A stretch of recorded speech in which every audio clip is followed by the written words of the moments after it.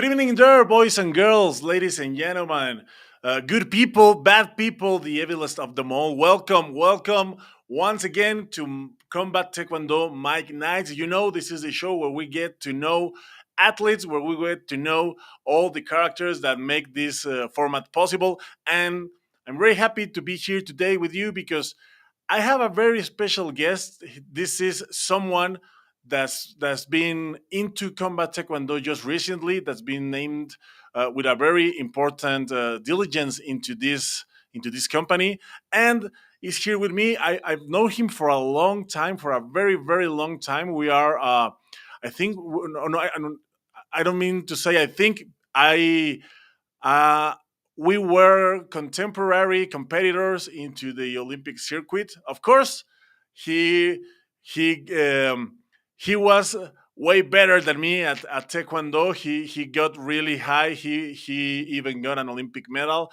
But he's here to tell us all about him. He's here to tell us all about his life after the Olympic circuit, and of course, he's here to talk to us about his diligence at Combat Taekwondo. Please welcome Coach Terrence Jennings.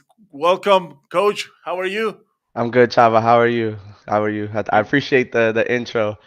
We definitely spent some time at competitions and competing for our respective countries, and it was always a pleasure to see you compete. So I appreciate that. Thank you very much. Oh, by all means, it was the pleasure was all mine. It was always like a great show to watch you. I remember you a long time ago fighting with Idulio, fighting with my fellow Mexican partners, and also I remember you watching you fight in several different competitions are all around the world. I mean, you are one of them. Back in the day, it was really strange to watch the same American athlete compete on different competitions around the world. If you weren't like Steven Lopez or something like that, there were always changing, and you are one of the only people that were like touring with the U.S. team all around the world in several different competitions, right? Right. Yeah, I was very lucky to spend a lot of time on the national team. Once I made the team in -68 against Mark Lopez, that kind of started my touring career, is what you're talking about. So I was able. I mean, back then our competition was always tough and thick, and you would see a lot of people changing positions, and it was a in the U.S. it was an internal battle of who was going to be the person to represent the country, and I was able to do that a few times in a row, and yeah, so it was definitely a grueling, grinding experience, and then getting out of the country and actually facing countries like Mexico and having to be the person wearing your cape for your country on your back against these big name fighters in those big moments was something that I'll never forget. So tell us what happened after you finish. You stopped competing. We stopped seeing you on the different competitions as an athlete, but then uh, just a few time later, we start watching you as coaching. Just as you have on your nick, you are Coach Terrence. How did that go? How did you make that transition into coaching? It's funny. So in 2016, I joined a program called the World Class Athletes Program, and they allowed me to continue my competition career for a while. Once that was kind of over with in 2018, they offered me a coaching position there. So I immediately went straight to Colorado Springs and joined the program and was in a high level coaching position, traveling the world, competing for medals, trying to get national team spots and everything like that. And in the process, I was actually able to coach one of my fellow teammates and friends, Paige McPherson, through her Olympic process for 2020. So we had some pretty big medals. We got a Grand Prix gold medal. I think third at the Grand Prix final, which kind of her finishing in that tournament kind of solidified her to qualify direct in 2020. So I was kind of put into the big show right away, and I appreciate that opportunity. And along with my other guys at home from my national team members, I had five guys win nationals at one point, kind of just building a team within the Army process from 2018 all the way till 2024. So now, Yeah, I remember you. Well, I think one of the last times I saw you coaching was actually in the United States. I think it was in the Pan Am Series that was at Fort Worth. and Mm. I saw you with an army team. Can you tell us a little bit more about that? Because I know in the United States, the army is a really big deal. They are really respected, and they are really to be part of the army is really something, right? So can you Mm. tell us talk about this experience you have with them? So once you start and after you enroll and you're accepted into the military itself first as the bigger military, you attend basic training and all the combat training like every other U.S. soldier that goes through. Once I was out, I was grabbed and put into the World Class Athletes program where I was basically in charge of when I was coaching, I was in charge of the guys training Monday through Friday. While they were training, they're just full time soldiers first, but athletes as well. So that Hmm. most of their training and their hours are spent around making the Olympic team, whatever that looks like at the time, where they'd be qualifying for a national team. These guys had full medical, full benefits, all the strength and conditioning. We had one of the best strength and conditioning programs I would say, in the country.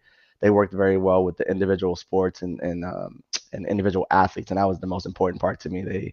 They learned each athlete so that me as a coach and them could work together and get the athlete in the direction that they needed to go.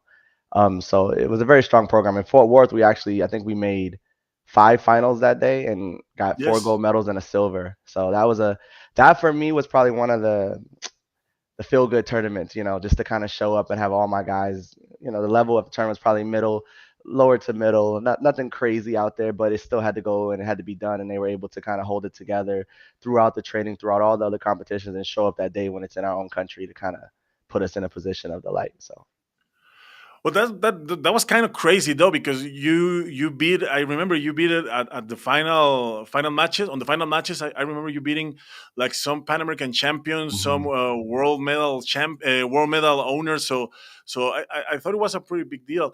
And tell me something. By now, I think that you have spent more time being a coach than the time you spent being an athlete. How do you feel about that, or how does that make you feel? I assume you really enjoy coaching. Can you tell us something about it? Yeah, I competed from the time I was 11 till about 30. So we're rounding up. It feels like I've been through a lot of years of coaching just because of like I said, the right away experiences I was able to have in it to kind of be thrown into and put in charge and trusted with those opportunities to coach high level athletes at a higher level when it means a little bit more. But definitely coaching it's a wild ride, man. It allows you to, I think for me, it allows you to stay creative and kind of build new avenues and new ways of thinking for your athletes, and you're constantly changing and learning your different athletes as new ones come in, old ones leave, some get older. So it's a lot of things that balance, but I enjoy it because like I said, I always tell people I was very lucky in my career to, I would say I never had a bad coach. I always had really good guidance. I'll say that. I was surrounded by strong coaches with strong opinions and good directions from the time I was a baby to all the way through my Olympic process. So I just want to be able to offer that same kind of a little bit of guidance. I think it's a tough thing to get there and go that far. I know we know a lot of world medalists and Olympic medalists in our sport, but because we have so many, I think people forget that that process of going from nowhere to there is an extreme journey, and a lot of things change. You learn a lot of things along the way. So I just want to always make sure I'm in a position to give back to the sport in every aspect that I can. Oh, that's awesome. So tell me something. You've been coaching, as you mentioned, Olympic athletes, all the way down to, I don't know, white belts, green belts. How do you manage to balance all those levels? Because uh, it's different, you cannot so as much as an Olympic coach you are, you cannot get with that with the same approach to, for example, a white belt or a junior athlete. Mhm. How do you manage to balance that different approach? I think for me, most of the time, I mean, obviously, I have private time with my older guys that I can kind of like get into some more intellectual things and, build into more of a game base as opposed to just training. But I'm a big believer in the consistency of the basics. I mean, our sport is this Olympic style Taekwondo has evolved into a little bit for me. If I had to think about it, a little close like golf, the least mistakes you make, the more matches you win. I know we want to be offensive and score points, but the less mistakes you make, the more times that your basics are solid, your movement is good, your hand position is good, Mhm. your follow, your finishes, and all that stuff is good, you tend to win more matches, or put yourself in a position to win more matches.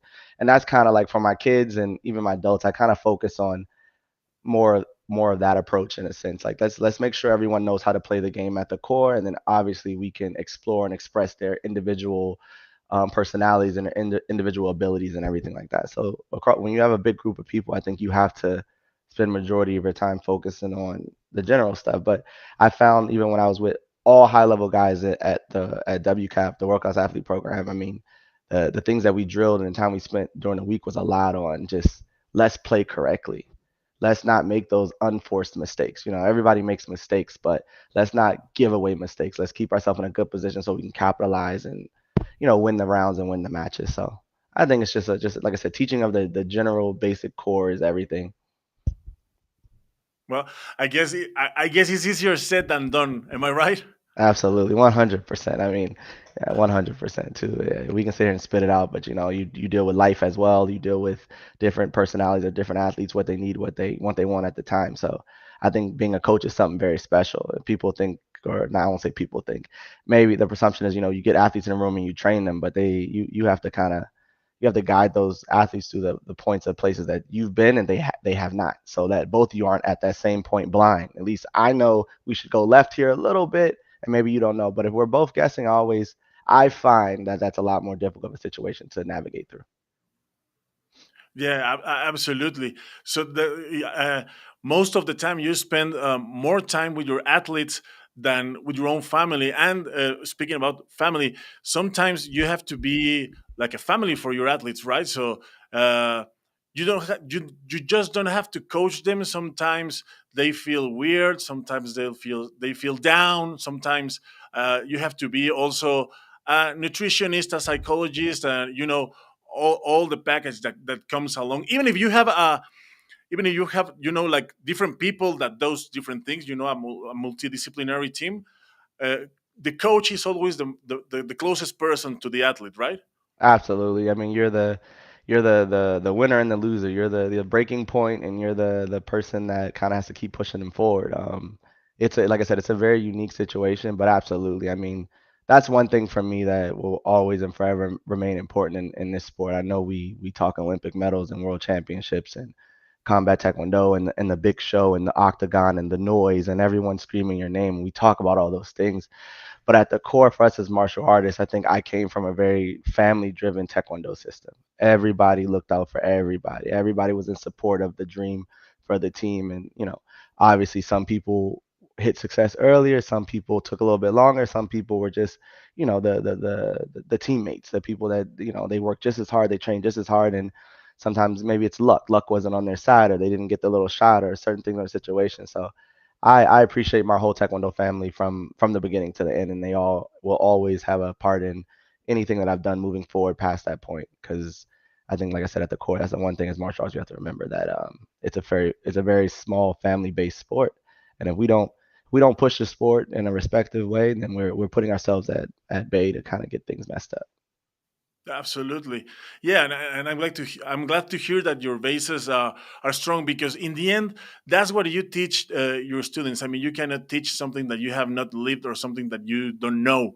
So I'm glad to hear that you have a really strong basis, because because you are letting me know that your students are also building really strong bases, and that's really good to hear, because as you said, in taekwondo we're like a big family. We are uh, uh, even though there's like millions of practitioners around the world, I guess we can all come close into a point that we're all martial artists and taekwondo players. So I think it's really good to hear that the things are being done right. It's really good to hear. So let me ask you about what we are here for. That is combat taekwondo. How did you learn about combat taekwondo? How did you find out that this format existed, and what did you like about it? I would say probably like everyone else, the people that are tuned in or the people that'll click on this video later, the consistency of the media output and making it known that this exists and it's a thing and it's an opportunity for our fighters and athletes and kids and adults to develop in I would say alternate style of taekwondo, or a blended style of taekwondo. So I just from seeing all that, and obviously I reached out to kind of talk. Actually, the first conversation I had was about the gloves. I was interested in the size of the gloves because I've had some little boxing experience. I was really interested in those. I wanted to see like how heavy they were and all this stuff, and then that kind of spurred into more conversations, and I was introduced to the thought of working with this organization and working with this company or this vision per se to kind of give it its legs from the bottom. I know most people ask like, you as the high performance director, what are you looking to do? Like for me, back to what we were just talking about, I would like to in the beginning develop a base, develop a core base for the people that don't know or don't have as much experience or even have experience and want to have refreshers or even just a guideline. So just trying to build a little following and a curriculum base so that we can start teaching this sport and teaching this style of taekwondo and just move forward with it. So that's kind of just been my thing. Been working closely with everyone in the organization trying to figure out how we format this and how we deliver it to the people that are I'm sure in hopefully waiting and anticipating something to kind of build from the bottom all the way through. That's good. So, uh, did you watch the first event in Colombia? Yes, I did. I did. I was able to watch that event. I was blown away. I've seen a lot of different organizations, and like I said, when you hear the hypes and the talks of this event's going to be this way or this way or this way, to kind of see it live or to see it actually happening and to see the support and the build up and the planning, because I know something like that of that magnitude takes a lot of planning. All the pieces have to be moving in the right order. So I think Master Rick Shin did a great job at being organizing or guiding everyone in his vision's direction and getting that event off the floor. And I'm sure there was a lot of other people who played big parts in that. So I definitely commend them on the first event. And I also commend the athletes for being brave to come out and give it a try. I mean, it is a brand new format. It is something a little bit different than a lot of the people on the card have been doing for the last 5, 6, 7, 8, 9, 10 years of their career. It's been Olympic style. We stand a little different. We drop our hands a little different. So just to be willing to take on that challenge, I would say just is for me is very true to the way of martial arts and taekwondo. So, so when I first knew that you were joining Combat Taekwondo, I immediately thought about you fighting, actually fighting into the format. Have you ever considered this? Of course, I mean, like, listen, once you know how it is, once you're a fighter, once you're a competitor, you're always kind of chomping at the bits a little bit, and then, reality sets in. You're like, my knee, my neck, my arm, my elbow. You got all these reasons and stuff. But I think I've had my time as a fighter. Obviously, I love the format. I like training the format. Like I said, I've had some opportunity to do some boxing and kind of learning some things like that, and a little bit of handwork stuff. Obviously, look, I didn't box professionally, but I think I have a good overall blended of what Taekwondo is to bring it to help kind of blend it from one point to another and kind of merge everything together, at least give a little bit of a direction for it. But obviously, fighting is always one of those in my dreams type things. You never know. I might have to one more time, and we'll have a high performance match. Just one last time, right? We Just always one more we're always time. thinking on that. Yes. Just one more time. Just walk out to the lights and see it and enjoy the crowd and just one more. I don't know. We'll see. We'll talk about it. I'm sure we'll have more segments to come where we'll get closer to that. I'm sure I'll make some weird deal at some point and we'll be on the map. That's great. Yes, yes. Well, in the end, I'm telling you, in the end, we're all fighters, and we are almost all on the same page on this kind of stuff. We always want to fight one more time, right? Yeah, absolutely. Absolutely. So, once you are appointed on Combat Taekwondo as a high performance director, what are your thoughts of about making this uh, about a program that is based into this new format, because it is as you have appointed very a few moments ago, it is not the same to teach let's say common taekwondo to teach combat taekwondo, because there are so many different things involved into this new format. So how do you manage to again balance this stuff? I mean, how do you bring people into the new format having in mind that they are coming from the regular taekwondo, from the taekwondo from all life. Hmm. I'm hoping. I mean, yes, I'm sure that's probably the majority of the majority of the situation going to happen that way.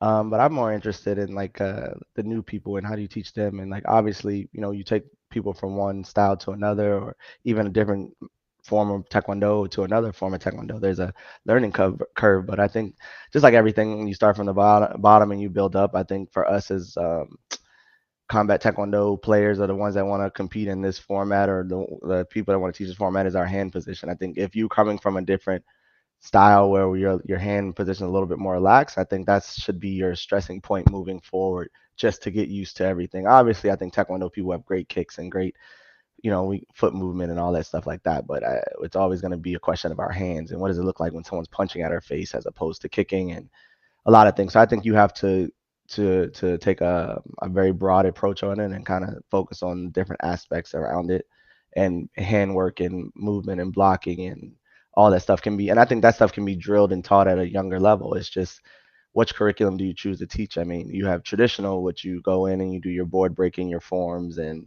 all the stuff that you do. And then you have sport taekwondo, which you come in and you stand completely different and you throw your leg around and you're kind of taught a little bit different style. But this is just another one of those things where now we're going to hopefully have people that have a background and can work or want to try a new thing. But also, more importantly for me, is just the moving forward, the building, the kind of giving the coaches even that want to, oh, I like this style. I want to teach my kids this style, to kind of have a little bit of a guideline of like, okay, let's focus on this stuff, let's focus on that stuff. And obviously, once the coaches get more, the higher level coaches or coaches that kind of know what they're doing, they're gonna have their style they put in their training and everything. But it's just I think you have to first focus on just giving everyone an idea of the style around it. Where's our base start, and then kind of just build from there. And obviously, a lot of it's like Taekwondo, but like I said, focus on different things like hand movement and hand placement and all that stuff. Kind of is a big change for us as Taekwondo or that kind of martial arts. So, well, it's good that you mentioned these aspects that are different, that you have to approach in the teaching scheme. Uh, I think there's two right now. There's two big markets. Well, I would like to say markets, two big communities. Let's call it that way. Two big communities that you have to approach with this new format and this new way of teaching the new format. One is the USA, and the other is the rest of the world. So how do you? What are your plans for both of them? Because right now you are only at the US, Hmm. a different part of the US, but eventually this has to make a leap into the rest of the world. So what are the plans for doing this?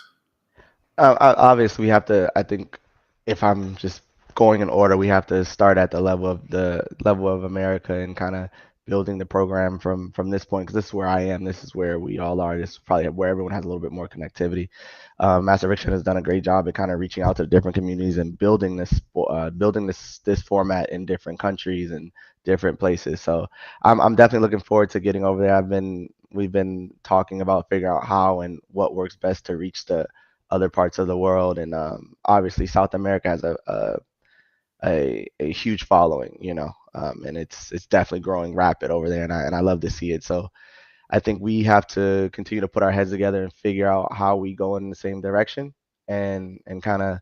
I'm a firm believer when you talk about the Mexico fights and the me versus Mexico and fighting different countries and having that little that little internal war between the different countries and everything like that. I think at the same token, you have to. There's going to be a different style for Argentina. There's going to be a different style for Chile. There's going to be a different style for all parts of the world. So I encourage everyone to again build through their styles, and I think, like I said, if the format, the curriculum and stuff that we're trying to put in place, and if that helps to kind of start and then you blossom out, so be it. But I think it's definitely a great opportunity, and I'm looking forward to getting to some of the different places to kind of actually see the formats over there. Because I think before you can change anything or say, "Oh, I know it's right," you almost have to see it first. You have to experience it first. You have to see what's good, what you're unsure about, and maybe it's stuff you even don't like you said, the good, the bad, the ugly.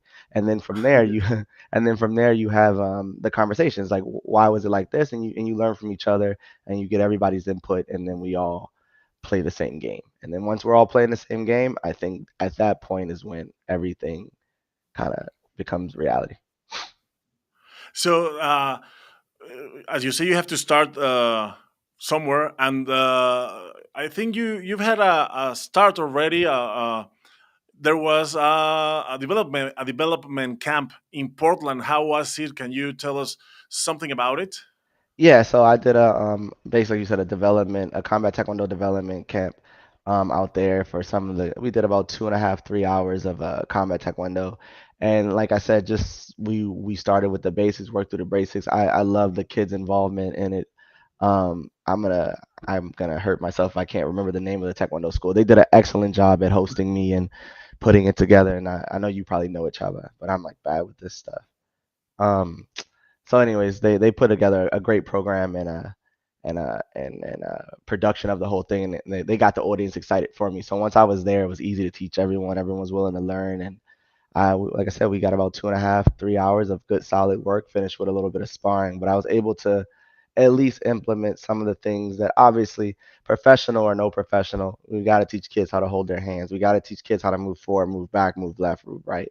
We got to teach them the different aspects of the game or the fight match that they're currently competing in. So I took the opportunity to kind of talk a lot and teach a lot and break down a lot of things from the beginning. Like if some people were a little bit more advanced in their room, I eventually caught up to where their knowledge was, but hopefully they got something from the bottom as well. So it was a great time. I think it was definitely a great start. I'm looking forward to doing more of those things in different areas of the U.S.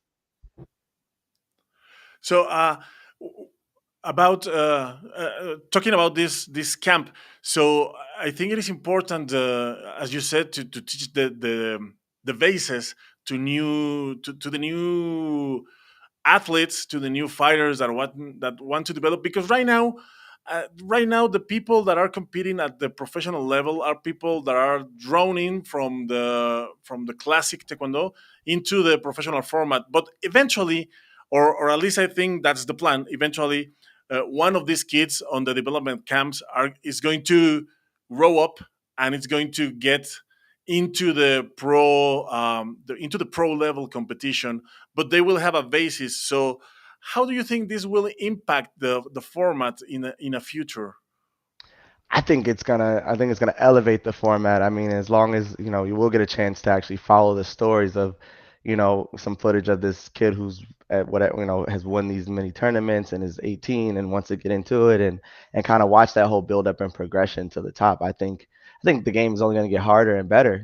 Like you said, we're coming from a different style for a very long time, and they're great athletes, and they're able to adapt and change. But I mean, it's like anything, even like the electronic fighting. I see some of these little kids these days, 9, 10, 11 year olds, 12 year olds, and they don't miss. They've only known this style and learning where to put their foot on this system. And so I think the same thing internally will happen in whatever format, but in combat taekwondo, I think we're able to corral and push everyone in the same direction. You're gonna start getting kids that have committed to this style, and then you're gonna have the good ones. You're gonna have the great ones. You're gonna have the superstars. So that definitely is one of the more exciting things about the whole thing, because we'll all be able to see it grow from where it is to the direction that it's going, and see the development of the superstars, see the development of the athletes. So I'm really looking forward to that.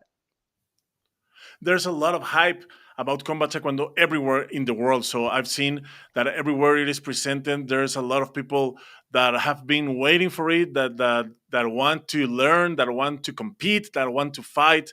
So why do you think that this is? Is taekwondo people were taekwondo people waiting for something like this, or is just because or is it just because the name taekwondo is in it? What do you think? I mean, look, listen. If I'm just speaking freely and being honest, it's not that everyone can't. make every dream come true and want to do the things. I think this Olympic style taekwondo has gotten very exclusive. It's tough. You got to be in the right situations at the right time and know the right people, there's a lot of things that go into this game. And I'm not saying that's any different than any other sport or combat sport or or team sport. It doesn't really make a difference. I think this just for me, it reignites the passion. It gives everyone from the bottom to the top this open field again. It's not exclusive. We're trying they're trying to create tournaments for every level and try to get people involved earlier and kind of build through all those things. I think it's just exciting because it's something new. It's something a little less, I would say, I don't not technical, but a little less specialized. You know what I mean? You could have more attributes and win more matches that are because of something you do special, as opposed to, I think the electronic format has got a little bit uniform. You know what I mean? Obviously, you have your Mhm. greats that just make everyone else look silly, and I get that, but I think we still have gotten very linear in how we have to play and the things we have to do and what's right and wrong. I think this just reopens the world of Taekwondo back to, if you're fast, if you're strong, if you're explosive, if you are just smart, I think it allows you to kind of go back and get that gamesmanship that we talk about. I know people say a lot of the matches from the old time were a little slow and with regular chess guards look different. Yeah, I just think it was a more methodical game, and I think Mhm. I want to see this kind of get to that point where it's not just punching and kicking. You're out thinking your opponent. You got 1 5 at the highest level, 1 5 minute round to kind of get rid of this person. You got 1 5 minute round to figure out what they want to do, break down their defense, work to your offense, and eventually figure out how to finish the match. That has to be the goal. So I think in saying all that, I think this combat taekwondo and its format and its direction right now, I think it just reunites that fire to play a little different, to do what you are best at, you know.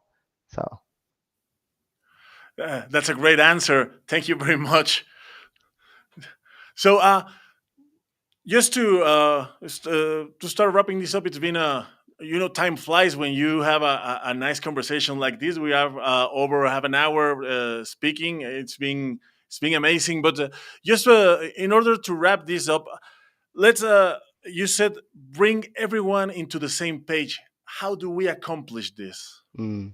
Like I said, I think like I know we're talking about putting out we're trying to get it to the point where we can kind of format some things and get a little bit more media out and a little bit more social media stuff and just training videos, thoughts. I think it's even doing things like this with the podcast, and hopefully we can get to a schedule of I'm think like every sit down and talk every couple of weeks and kind of go over the things and keep everyone in a loop of the process building forward. Um, but like I said, I think the fire is where it needs to be, and now we just got to figure out how to direct it. And I think, like I said, just on my side, from where I am in the position I am in right now, I just have to try to format as much as I know, kind of build a base, kind of spread this base, and interact with all the different communities as much as possible, so that we can, again, familiarize ourselves with everyone in the game and how it's going to be. But like I said, I know that's not maybe A, B, and C answer, but the general direction is just kind of going towards that. And before I forget, it was U.S. World Class Taekwondo for the Portland, Oregon one. It was U.S. World Class Taekwondo that kind of housed me and hosted me and everything like that. So thank you to you guys for enabling and putting me in a position to kind of teach those kids a little bit of the basics in the format for combat taekwondo. That's awesome, Coach Terrence. It's been an absolute pleasure having you in here today in this Mag Nights, Combat Taekwondo Mag Nights.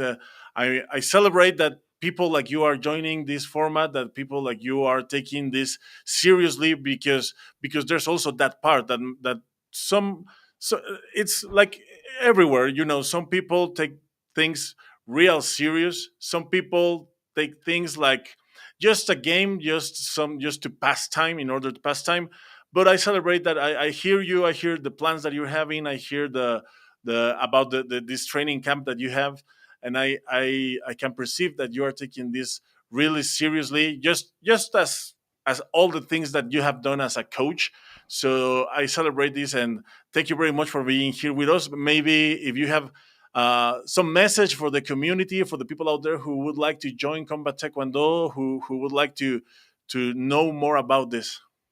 Yeah, so Chava, thank you. I appreciate the time. If I had to just, like I said, leave with one word, just like I said, just reach out and explore and be a part and figure out how can you learn and build within this community. I think it's a great opportunity for athletes of all points in their careers, whether it be in regular Taekwondo or just starting from nothing or just starting regular Taekwondo. I think the avenues to get in the direction where everyone becomes successful is definitely being formatted, definitely being pushed in the right direction. So I'm super excited and please, like you put at the bottom, follow me on Instagram at Coach Terrence Jennings. And if I can, like I said, I think we'll start there, putting out some content, little training videos, little training ideas, thought processes, all that stuff to kind of build, and then we'll keep working together to kind of move forward.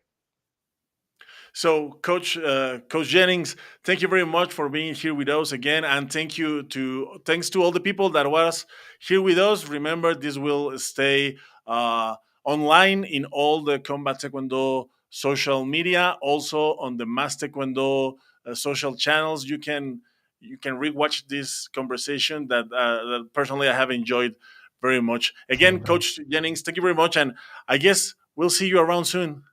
Yes, sir. Let's make it a normal thing. I appreciate the show, Taekwondo Mike Nights. It's an awesome idea, and I'm always happy to be here. So thank you. So thanks everyone, and for tonight, it is not at night, but for today, this was our show. Thank you very much. My name is Chava. I'll see you around. Later.